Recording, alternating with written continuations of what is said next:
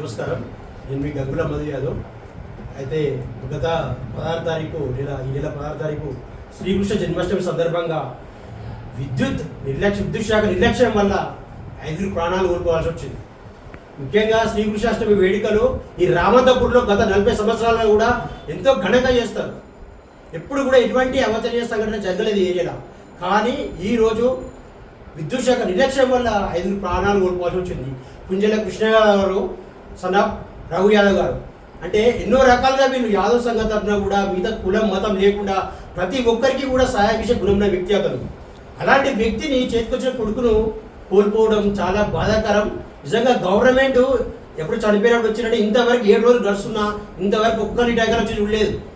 Government ఏదో 5 లక్షలు ఇస్తా అని చెప్పారు, ఏదో చేస్తామని చెప్పారు, వెళ్ళిపోయారు. కదా అది మాటల వరకే ఉండేది కానీ ఇంతవరకు ఎవరు పట్టించుకున్న పాపాన పోలేదు. దయచేసి ఇప్పటికీ రేవంత్ రెడ్డి గారికి మేము అడుగుతున్నాం, ఇది ప్రభుత్వ హత్యగా భావించకముందే మీరు మేల్కొని ఇప్పటికైనా ఆ 5 మంది కుటుంబాలకు వారి ఇంట్లో ఒక ప్రభుత్వ ఉద్యోగం ₹1 ఎక్స్‌గ్రేషియా ఇవ్వాలి.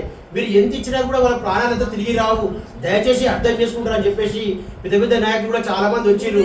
కానీ వారికి ఆర్థిక సాయం చేయాలి, అందరూ ఆదుకోవాలని చెప్పేసి మేము డిమాండ్ చేస్తున్నాము. మేము యాదవ్ సంఘం తరఫున విద్యా అధ్యక్షురాలు, అదేవిధంగా తెలంగాణ యాదవ్ సంక్షేమ సంఘం, అదేవిధంగా యాదవ్ జేసీ తరఫున మేమందరం ఈ కుటుంబాలకు న్యాయం చేయాలని చెప్పి మేము డిమాండ్ చేస్తున్నాం.